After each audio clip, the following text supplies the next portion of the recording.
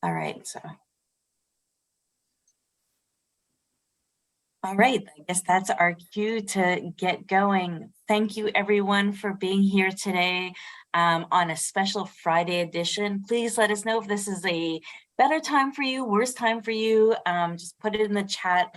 This is, I'm gonna be annoying and ask you guys all throughout the hour to put your questions, comments, questions for the host, for us, for other members listening today. We try to keep this as interactive as possible.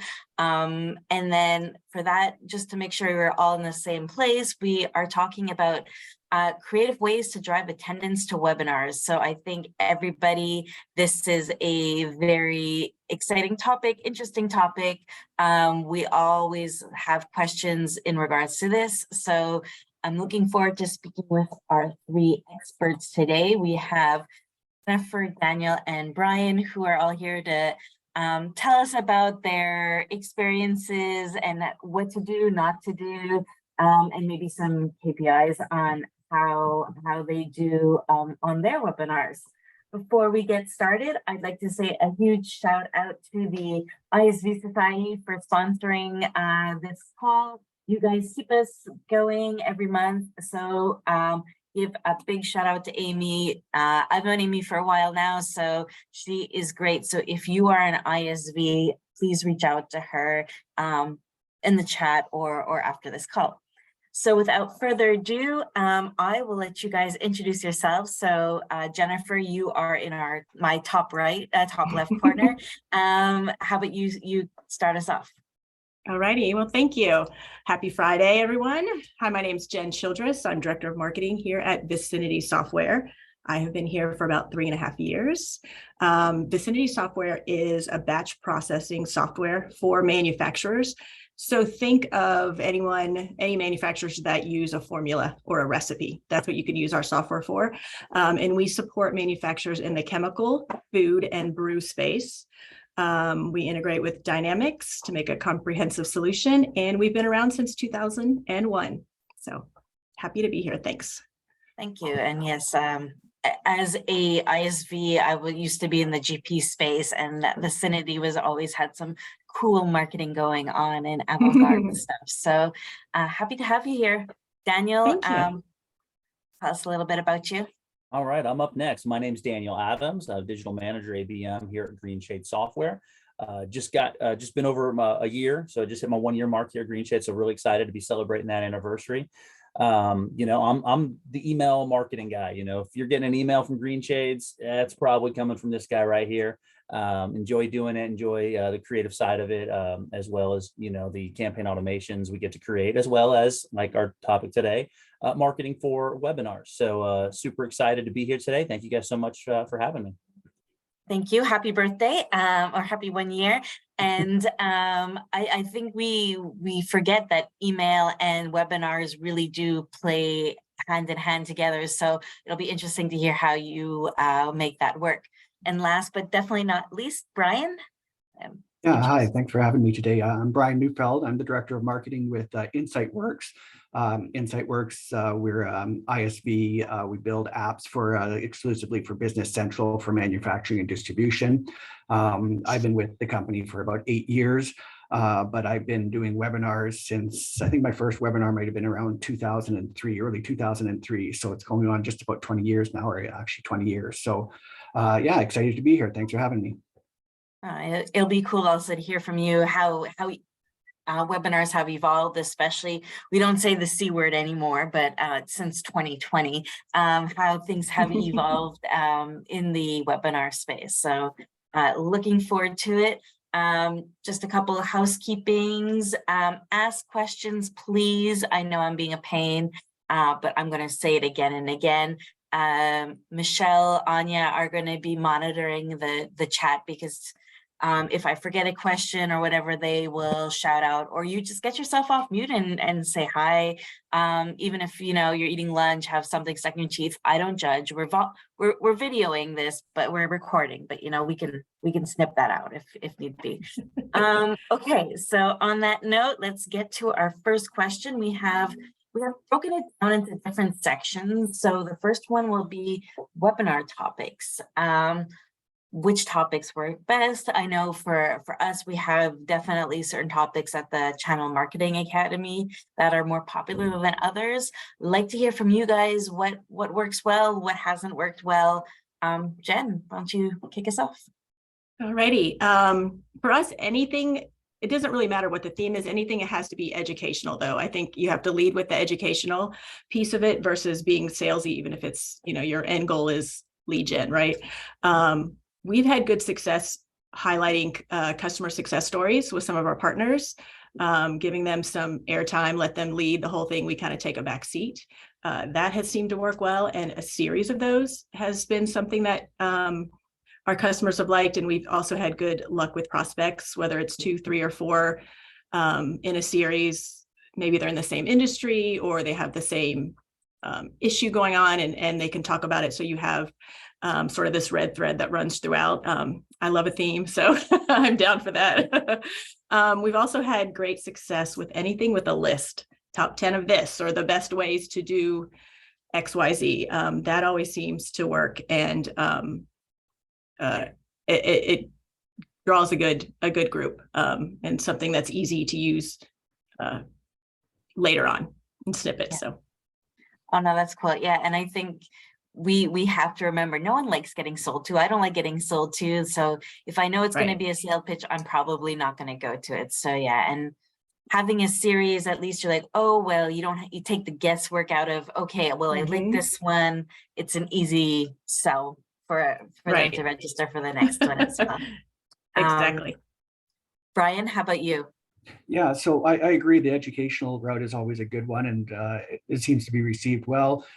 For us at InsightWorks, well, I shouldn't say for us at InsightWorks, this is going to apply to anybody, but it's really about knowing your audience and who it is that you're inviting to your sessions and what they're interested in. And to be honest, at InsightWorks here, 95% of our webinars are product based.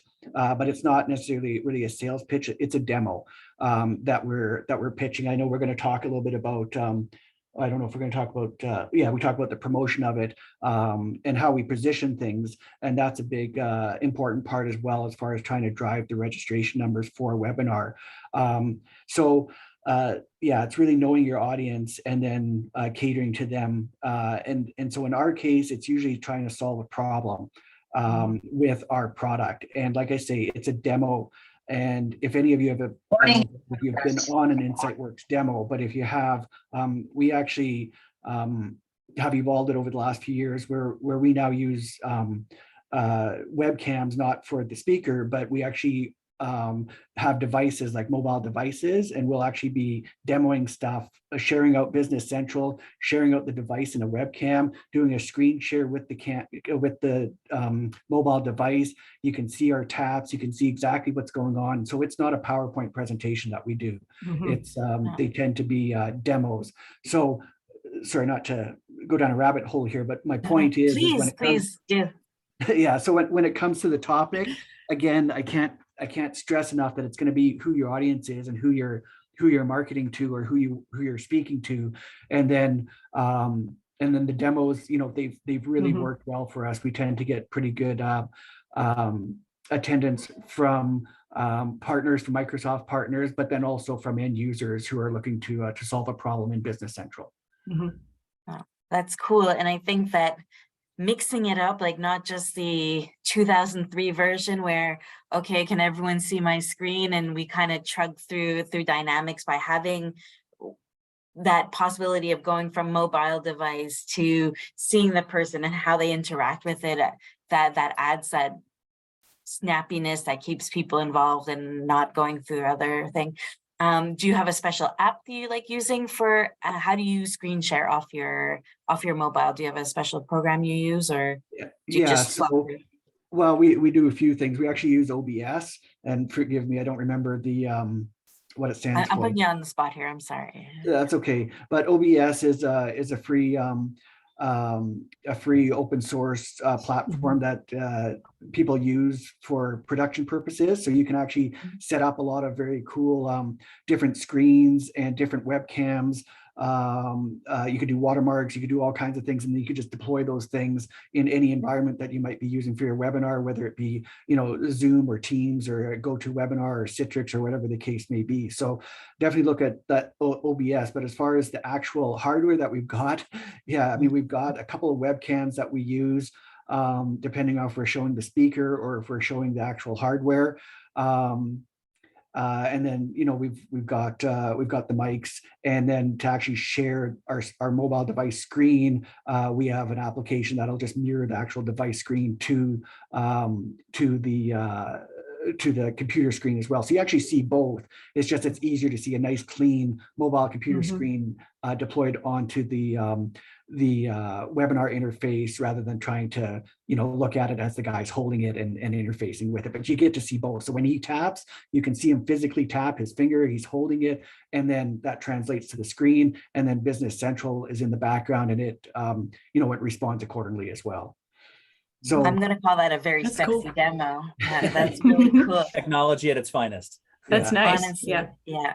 And having that, okay, we're going to show you, but you see what's going on and stuff. I've said it before, marketing is a science and an art. I think you've just proved it right there by saying you have to have the technical, but you also have to have the performance value too. And I think we've kind of gotten used to being like, oh, webinar, yeah, you can scrap that off. But no, there's a lot of planning that goes into it. And I think you just proved your point of having a good one takes a lot of time, planning, and getting all the different pieces going as a fine orchestra. So very cool. Exactly. And what time length works good for you? Like these are cool, high production value. Have you noticed a sweet spot of shorter, longer? What length works best for you guys? So Daniel, I start with you. Yeah, so for us at Green Shades, we'll typically run like two different types of lengths of webinars, either a 30-minute or a full hour one. Obviously, you know, the webinar topic's going to have a lot of play in that. You know, if we have a lot of information to try to get through, we're not going to try to squeeze that into 30 minutes because that just wouldn't be fair to the information or to the people who have attended the webinar. So obviously the content is going to have play in that. But I would say what we've seen work best with better attendance rates, better even just interest as they're involved, you know, there in the webinar. We've seen the 30-minute webinars, you know, at least over the last 6 months of data, you know, excelling a little bit more than the full hours. It's close, but I'd say 30 minutes has typically been the better result driven as far as data is concerned. I think 30 maybe gives you less of that, like, oh, I'm like 30, like you can do 30, you're not, it fits into a day where an hour maybe gets a little longer. Jennifer, what about you? Yeah, we're basically the same. We like about 25 to 30 minutes of content, but not just straight talk. There's gotta be some polls, or there's gotta be some interactivity. And then maybe 10 to 15 minutes of questioning. I mean, it would be great if it kept going on, but I think that 35 to 45 minute range is in total is a good spot for us. And like Daniel said, we've had good success with that as well. I remember back in the day, it was like an hour of just talking. I don't know how we sat in through front this. of the screen. And It was a long time ago. So I'm glad we're out of that, and that they're much more interactive, and we try to engage that audience more, even if it's for 15, 20 minutes. I think that works well.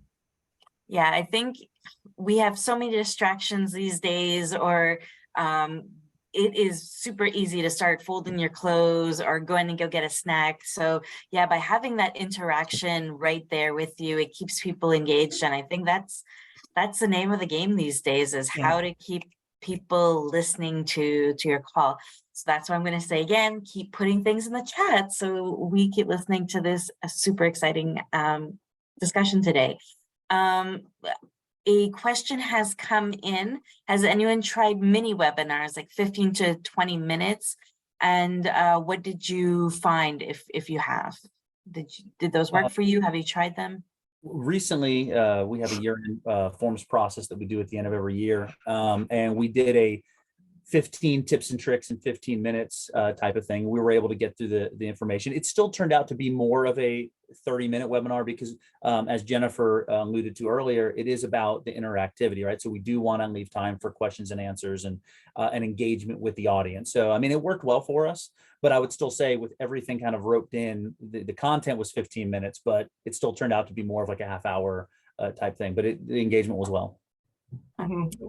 And I would like to do it more. We tried it once, and I think it really needs to be very well scripted because that 15 minutes, especially maybe you have someone who's who is a little more verbose and just likes to talk a little bit more. So I think you really need to, marketing needs to do a good job at narrowing it down to some of these salespeople. But otherwise, I would like to try it again. I've learned, what might work. But I like the idea of 10 tips and tricks or things like that. So you really have a defined timeline. And I think I've been in the channel for 20 years. So I started when I was 12. Yeah, I think we would take someone who has that gift for the gab, put them in front of a screen and say, chat for an hour. But we have to, as marketers, we kind of have to take back that power a bit and be like, no, we need to insert different things. We can't just have you get on your soapbox for an hour anymore. So any tips there? How do you get them to script? I'm throwing that out there as my personal question, who's very curious about the topic more than as the moderator for today. Do you guys do anything around that?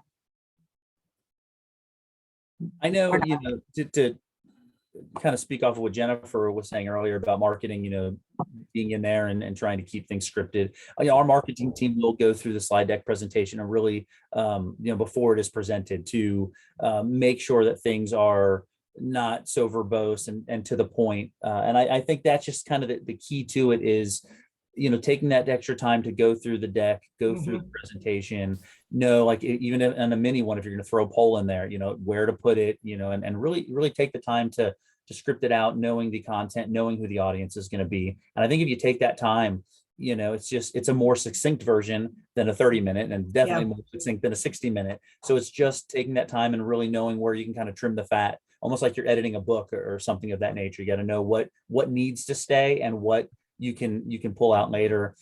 Maybe even follow up with a blog post. If you can't get all your content in there, the stuff you got to pull, use it as a blog post, use it as somewhere else in the marketing strategy, but keep the webinar to just what it needs to be to get that time limit hit.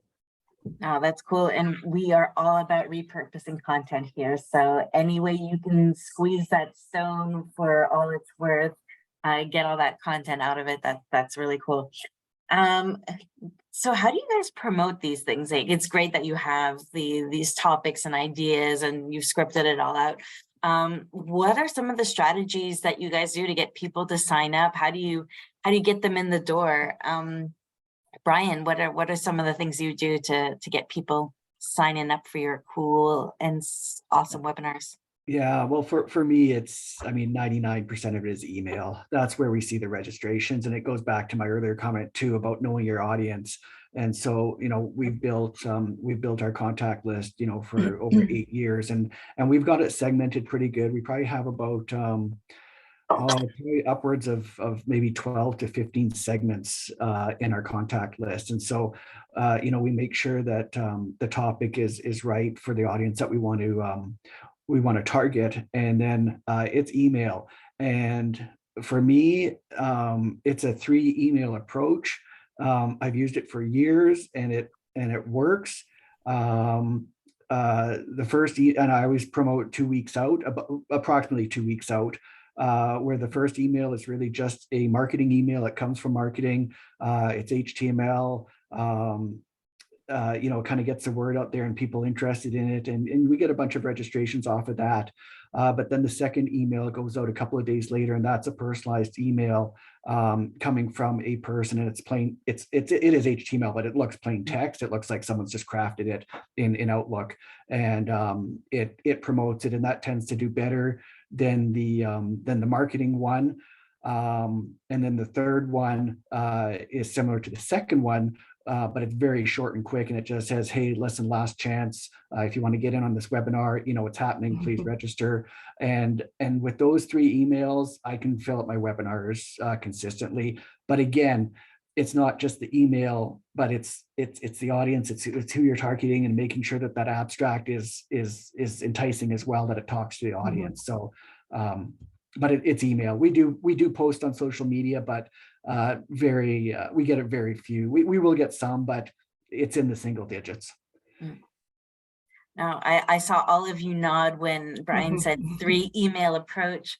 Daniel, the email guy, is it similar, different? How do you guys do it at Green Shade? It is, you know, Brian did a great job. Now, we might not have all the cool Star Wars technology that he's using at his fingertips there, but it's the same approach. You know, we're sending emails, you know, we're hitting up social media. Depending on the webinar, we might just do regular social media posts as well as maybe a LinkedIn ad or something. But, you know, emails are really the way to go. Obviously, it's posted on our website, and we do get some registrations of people just on our website. They see it, they'll register right there on the site. But yes, to the point is it usually a 3 email series, as Brian talked about. The one that I see that really works well for us is that last chance to register webinar. I mean, I cannot tell you how many times I've seen our registrations more than double just from that last email. I don't know what it is. I don't know if people just wait and they're so busy, but it's kind of like, you know, you jumped out of a plane, you got the parachute, you pull the first ripcord, it's not deploying, and you've got that last chance one, and it works. You can breathe that sigh of relief. Not to analogy, you know, digital marketing, but you know, with, you know, death-defying stunts or anything, but I feel like that sometimes. No, but it really is most of the registrations coming through that series of emails that we send out. But that last chance one it's a good one. But that, as a marketer, it's also scary because you send out that first one and you only see a couple registrations trickle in. You're like, hold tight. We're waiting for email number 3. So it's hard to like do the internal sell too. And by doing it a couple times, that's when you're like, no, we get X number on try number 2 or 3. So yeah, it's that. It's a parachute ripcord. I've seen it. Wait, okay, what do we do? We have a question from Elizabeth and I don't know if you guys have this offhand, but what ratio are you all seeing in the number of contacts on the email list versus the number of registration? Do you have a conversion rate that ish, or Again, for me, it depends, and I'll keep saying it depends on the audience, depends on the topic. But for me, I'm probably running around 5 to maybe 4 to 7% sign up rate on the number of emails I send out. And Brian, we are all marketers. It depends on your target market and who you're talking to. We get you. We get it. So no stress there. Sorry, I cut you off, Daniel. Oh no, I was just kind of nodding in agreement. Okay. I was going to answer the second question, which was when do we send out the last chance email? And typically, so I typically do webinars on Wednesday, and the last chance typically I'll go out on a Monday morning, late Monday morning. Occasionally I'll do it on Tuesday, but I sometimes find that's a little bit too late. But I have done it before, but typically 2 days out. Ours, just to give you our take, I'm literally sending it the day before the event. And it works well. Yeah, we do the same. We've had good success even the morning of. If we're doing a 2 p.m. webinar, we're sending it the morning of and just kind of throw it out as, you know, those FOMO folks who they don't want to miss out last minute. Yep. Grab it now. They probably think you make some great deal by waiting to the last moment. That's right. Even those don't exist anymore. When we used to go fly down south, you'd wait for like the couple days before your bag would be packed. But the paradigm has switched there, and I think with webinars too, we used to plan them eons in advance to get it in your calendar. You guys prove that that's not the case anymore, and pull that parachute on the last second, and that could work. A You like question. that Tanya, you like that analogy, don't you? I That's right. totally am going to, you are going to make it to the vlog and It's yours. code it. Yeah, it's been recorded, so you get Nice. all copyrights to that one. Greg has a question. When do you find is the best hour of the day for a webinar? Anyone? Do you have a day, time? We typically are around the same time. Since I've been around, it's usually been around the 1 to 2 o'clock time frame. Seems to work well for us. I don't know before I joined on board. I don't know if we were doing it earlier or not, but that seems to be kind of the golden hour for us, is that 1 to 2 o'clock time frame. Yeah, I haven't done a lot of testing in the past. Lately I haven't done a lot of testing, but I'm with Daniel right on. We do ours at 1 p.m. Eastern, typically on Wednesdays. And I've done that for years, and we seem to get good attendance. So yeah, same. We're almost always 2 Eastern, almost always. Yeah. Okay, so the afternoon, get the morning folk on the West Coast, like early afternoon, the morning rush is out of the way. I think we have a bit of a consensus there. Some people are saying lunchtime. Yeah, I think that afternoon is working for you. Do you have a most successful path? Like, you guys spoke mostly through email, website trickles into a little bit, I heard. Are there some that do better than others other than email that you use, or not? Or which ones do you try to stay away from? It's like, we don't waste our time. Jennifer, what about you? Yes to all. Again, and it depends on the audience, as Brian mentioned, but like one of our lines of business is breweries. They're super social, so I can hit them there relatively easier than say those in the chem field on social. Instagram, it's not their happy place most of the time. We do a ton of email as well. I agree that I think that is the one of the best options. Lots of repetition. If we're partnering with, say, a publication to do a webinar, we'll utilize their channels and extend that reach as well, and just try to keep that cadence of promotion going. The last 2 weeks, or really for the 2 weeks prior to, in that last week, it just keep focusing, I think, right up until the last minute. But I use all of them: website, social media, LinkedIn. Sometimes we'll do ads if it's in, say, a specific publication that we're working with, say Food Processing Magazine. I'll do something like that, but it's a very specific audience for that, to spend that extra money. Yeah, I get that extra little bit in there. Right. Brian, anything else besides your now famous 3 email approach? yeah, no, I mean, it's as Jen mentioned, we'll hit social media, and we'll do other things, like even, well, this is a good place to pitch it, but we promote stuff on the ERP software blog too. They've got the events there, so we'll put things in there. We have limited marketing people, and we got a lot of apps, and so I sometimes have to weigh out how much marketing I do outside of email marketing, because there's effort and what's the payoff, and so it depends on what I have on my plate and how busy I am and what kind of resources I've got. Sometimes I'll do more, where we'll do more social media. We'll try to spread the message through third-party sites. We'll try to get our Microsoft partners, our resellers on board, and get them promoting it and that sort of thing. So it will depend, but definitely it's the email, like I mentioned before, that brings in 95 or whatever the percent I said before, of the registrations. And so we'll definitely always do that. That's good to know. I would concur, but I'd be curious to know, for all the marketers who are kind of joining the webinar today, please leave in the chat, like, what works best for you if it's not email. I'd be curious to know if something else is working better for you. Yeah, now please, like, you guys, you own this hour. Ask the questions back too. That's great. Turn the tables on them, because right.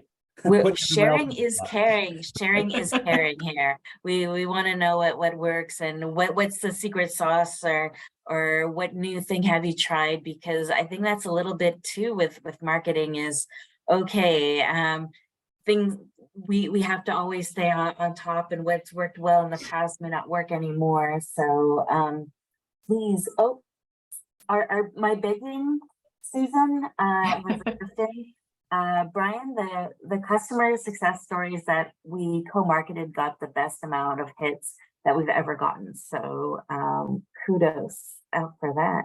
Yeah, And Insight works. Yeah, Susan and I did and a few others were involved, but yeah, we just recently did a case study. So that's cool. I'm glad to hear that.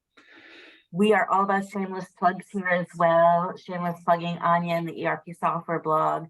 I'm going to jump to a commercial break now. So shameless plugs are what keeps this community alive. So that's going to be my segue into our commercial break, and thanking once again the ISV software. Let me try this again.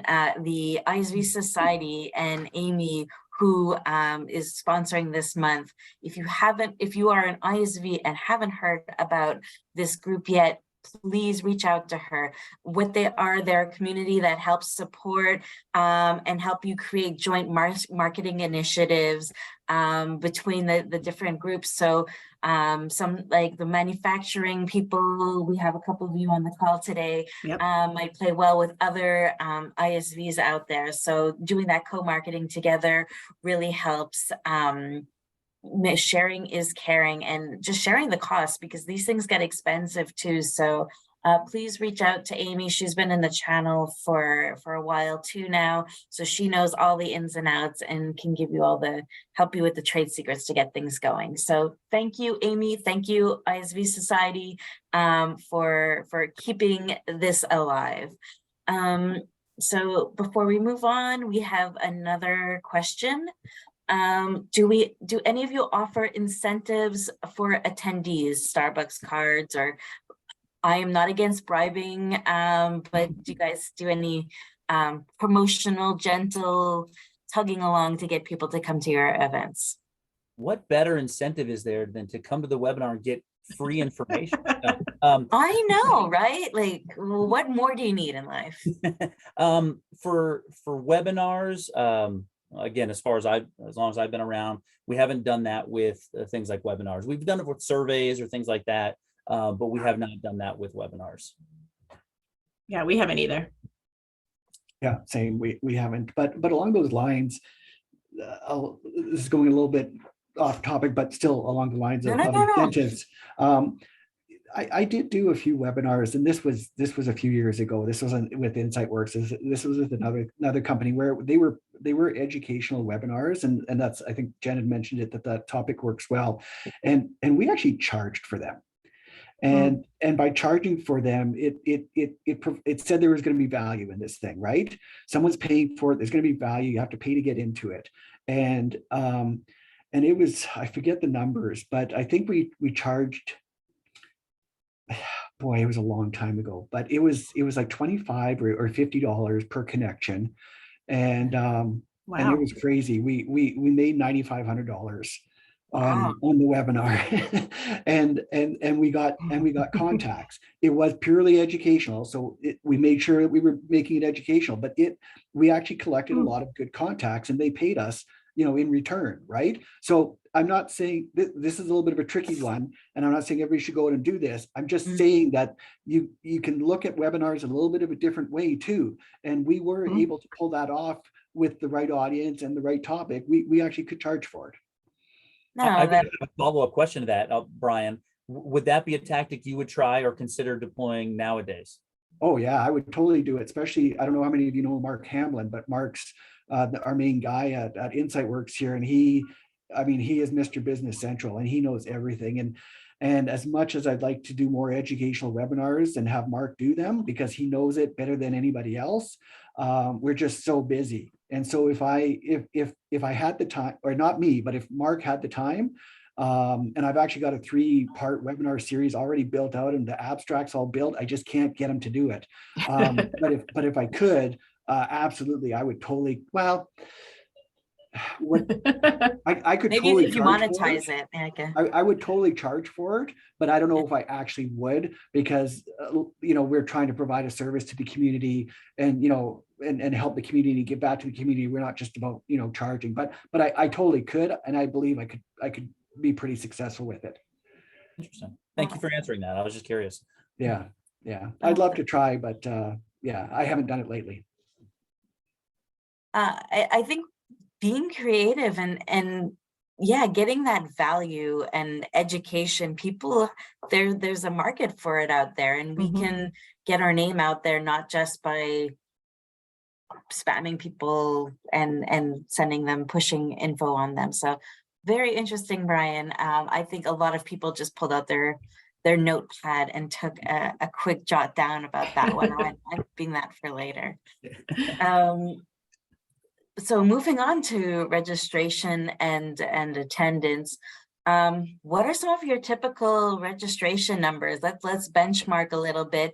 Don't feel bad if you don't meet these numbers. We got some of the best ones out there. So what do you guys see on a regular basis? And it's cool if you say depends on the type and all that, but just a benchmark.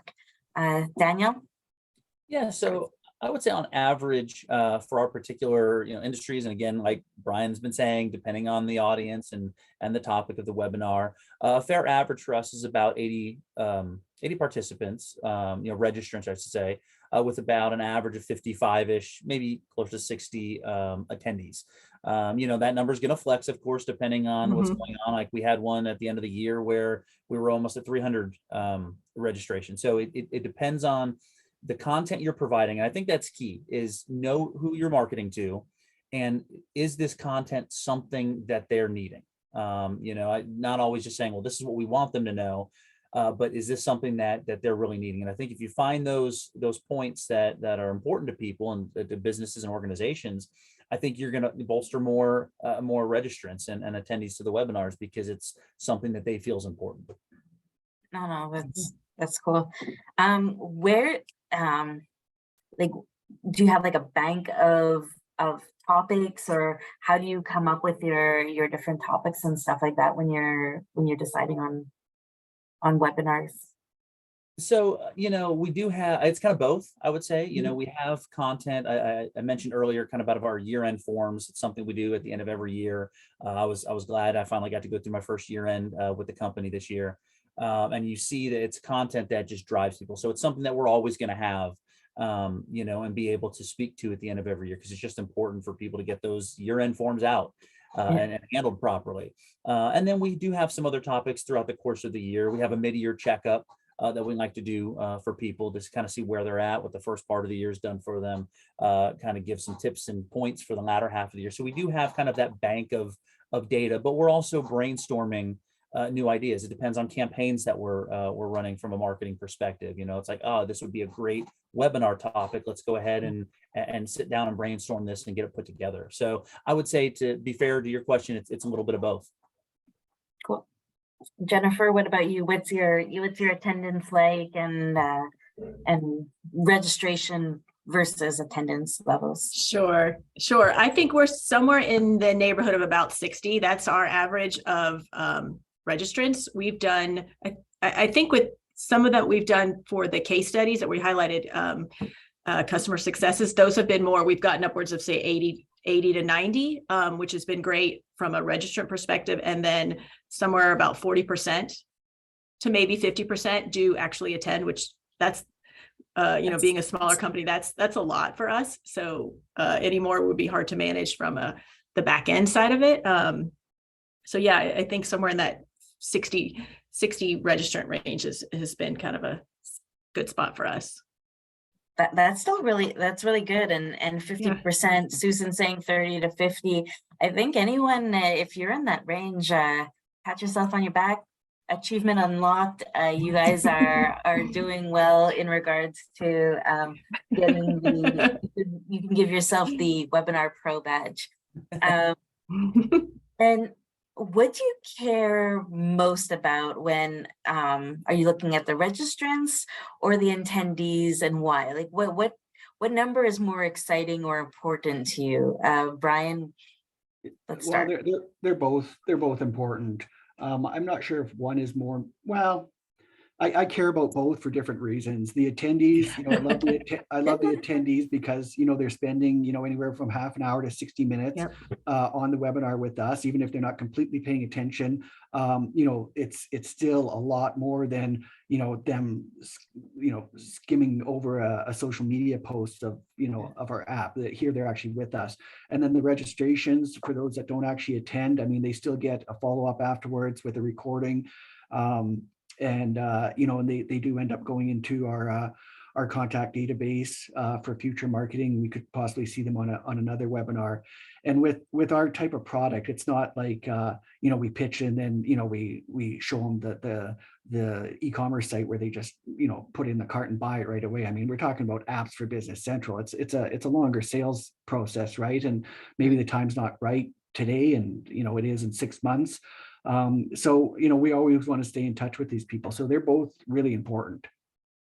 No, that's cool. And yeah, I'm not saying that one is more important, but important for different reasons and keeping them interested.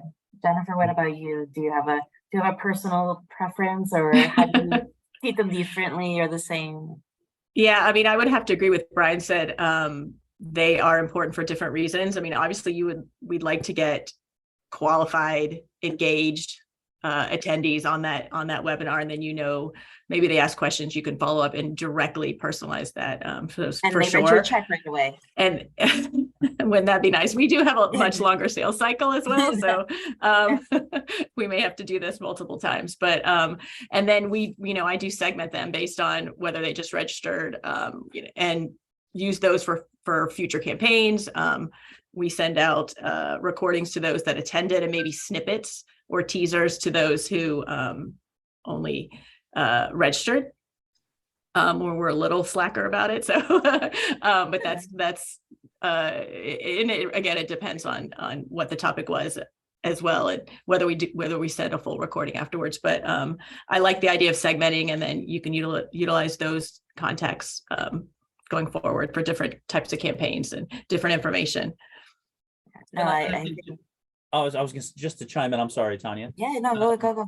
Yeah, to their point, it's great to have the registrations. They're obviously interested in something of what you're presenting. So that's important to know that they're there. And the attendees, what I personally like about them as well is that you have that opportunity to firsthand, glean data from them. If you're putting a poll question or survey within the webinar, you now get that firsthand experience with a registrant. You kind of know they're interested in something about the topic, but with an attendee, you can, if they respond and are engaged, you get now that more in-depth information, which can take you, a lot further down the road when you're trying to qualify that lead or whatnot. So to Jennifer's point, to Brian's point, they're both important, but that's why I like them for those different reasons. Always be segmenting. I think that's Yep. the key here. And I like that, like, your tip of put in a poll. Like, you don't usually get the opportunity to ask like point blank questions to your prospects of what they like or don't like, or get that data back from them. So having a live captive audience, it's kind of killing two birds with one stone. They're keeping them interested, but you're also getting the info you need. And Jennifer, that idea of like only sending a snippet, like, you don't deserve the full one if you're not going to make it. Come next time if you want to learn more. I really like that, and I'm going to put that on my list of like. Gonna make you work for it. And of course, if you're Brian, you're charging for the webinars, right? There you go. We need you guys on the Channel Marketing Academy, like.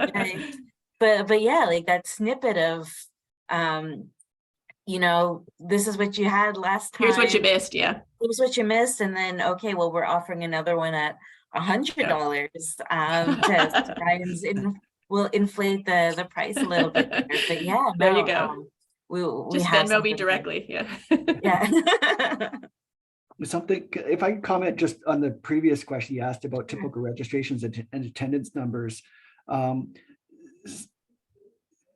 contacts are key, and the correct contacts are key. And so you want to be building that contact list like as often as you possibly can. Anywhere you can get your key contacts. I mean, that's going to be key to getting the registration numbers up, along with obviously the topic and how you market it. And to illustrate that, I mean, 8 years ago when we were doing regular webinars for, you know, one of our main products, our Warehouse Insight, which is a WMS system for a Business Central. I mean, we would get, you know, on a weekly basis, we get, you know, anywhere from maybe, you know, 3 to 15 people registering, and then we'd see, you know, about a 45% attendance rate or whatever. That was 8 years ago. Now we are significantly higher with our registration numbers and our attendee numbers. Mhm. And that's because we've built the contact list over the years. And one of the metrics that I look at for every single webinar that I do is my net new contacts. And so when I market the webinar to the audience, and most of my, as I mentioned, most of my registrations come through email, I'll look at how many people registered that were not in my contact list. And I'm seeing around 14 to 17% new contacts coming in to those webinars. So I'm building my contact list even through the webinars, through promoting the webinars and a lot of different places. But my point is contacts are key. I mean, and we all know that from as a marketer, we know we have to have contacts, but I'm just saying that don't forget about building those contacts, building your list, segmenting your list, cleaning your list, maintaining it the way you're supposed to as a marketer. And when you do that, when you look at my numbers now, like I say, in 2022, it's ridiculous compared to what I had, you know, 8 years ago. You know what? That's great. I think we're all going to take a page from the book of Brian and don't stop believing. Get back to basics and build that list. There's some things that change, and I think we get so caught up in all these other flashier new ways of doing marketing, but classic, keeping your list clean, nurturing to them, keeping them top of mind, and keeping them building that list. I think, Brian, that's the best tip you can give to anyone new or old in the marketing world. We forget that sometimes, that's the pillar and the cornerstone, and having a good CRM to manage all that in the back end is clutch. So yeah, no, super important. So the event happened, you had a 50% attendance rate. You've segmented your things. Now what do you do with all those attendees? Do you all record? Jennifer, you mentioned that you send snippets. What if someone else hasn't attended? Daniel, are there certain things you do? Do you send them the recording anyway or not? What do you do with those post-event people? Sure. Yeah, we record the webinars. Then what I'll usually do is take that recording, clean it up in our good friend Adobe Premiere, you know, bookmark it with a nice intro, outro, a little bit of music or whatever, and really try to trim it to the meat of the webinar. That doesn't mean I take information out, but it's, you know, if there's any dead times or pauses or things that just make it a non-pleasant experience to watch back, or if we are, you know, asking poll questions throughout the course of the webinar, trim that out, because usually you're just sitting there waiting while people answer a poll question. No one wants to watch that in a replay, right? So we're trying ultimately with the recording to ensure that, you know, we have a nice, clean recording for people to watch back, and they're not inundated with all the other stuff they don't need. Sadly enough, that means the dad jokes that I tell as I MC the webinar do get cut out, but that's just the nature of the webinar, right? Well, you should add a little bit at the end, like if you made it this far in the recording, you get all the dad jokes. That's right. The dad That's a great idea. If you've made it this far, you've earned the dad joke. You know? Thank you. I appreciate that. Yours. It's all yours. Now I want to. Okay, now you have to give us a dad joke. You can't just, you know. Absolutely. You know, I'm a huge fan. I've been a dad now for 10 years. I love them. I collect them. I tell them to my kid. He starts to roll his eyes at me now. But you know, when I was a kid, my mother told me I could be anyone I wanted to be. Turns out identity theft is a crime. So well, I'm like, oh, we don't have the soft clap or any kind of. You know, to make me feel better, anyone who's online watching this, please let me know if you enjoyed that or not, because it made me feel better than myself at the end. It was all good. Please put all your dad jokes in the chat. And unfortunately, Yes, flood us this will with that. also get cut out and when we put it online after, but we will appreciate for the time being. This is the snippet you send to tease people right here. Like, I'm this is the giving you fun part. material, Tanya. This is what This you is use. gold. Join our webinars because this is what you're going to get. That's right. Exactly. But This is what you need to learn. that's right. Yeah, you got to do it. But to round up the answer to the question, we will take that recording then. We do send it both to those who have attended as well as to those who don't attend. I like the snippet idea though, Jen. I'm going to contemplate that. All right. I like it. But, yeah, we typically do send up to both. Are you able to track after, like, do people actually like watch it? Do you see if people click on the links? Does it take a longer time? Do you guys track any of that as well, or not so much? Absolutely. Yeah, no, we definitely want to track that data, and we do get good reception to it. I tend to see with the webinar replay, we get a better reception from those who did not attend. Clearly, it's like going to the Super Bowl. You're sitting there live in the stands. You might not watch the recorded version when you get home on TV. For someone who missed the game, they'll definitely have a better chance of wanting to watch the game when they get back from wherever they were. So same thing. You tend to see better views on that from those who just registered and couldn't make it. Carol, I'm all about bribery, and I think marketing is a little bit of that. If the participant completes a survey, then they get the recording link. I very much like that as well. Put that with the snippet. No, that is a good idea. Sharing is caring on this call today. Loving all these ideas.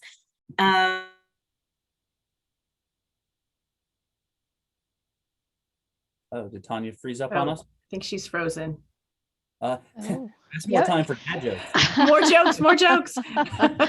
It does sound like we lost her. Well, I know one of her next questions was going to be, what type of follow-up do you do post-event?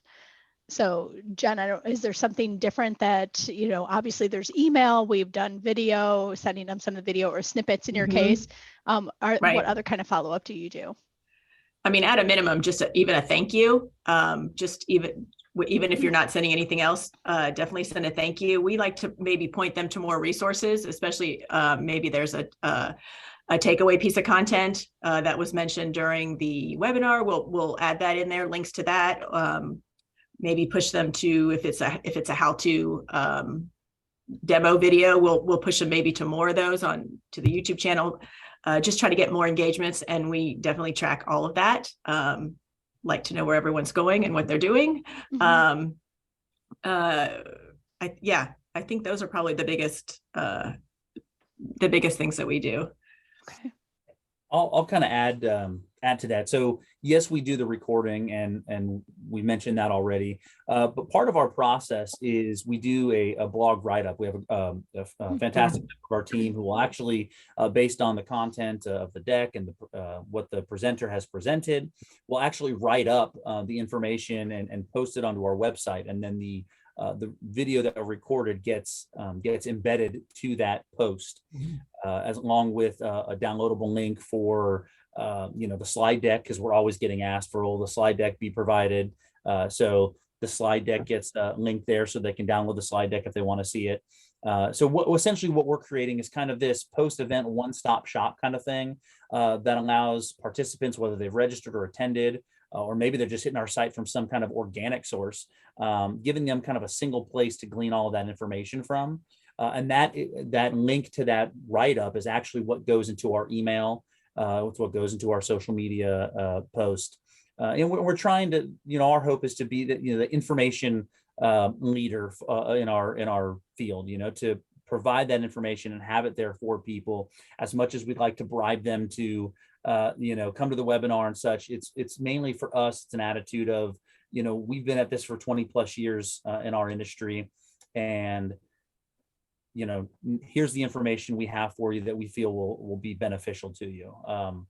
One of the, kind of an analogy or a saying that I kind of live my personal life with is simply, the greater the leader, the greater the servant. And that's kind of how we feel with providing the information, is we want to serve our contacts and serve those who are coming, whether they have a pain point with their software or their industry or whatnot.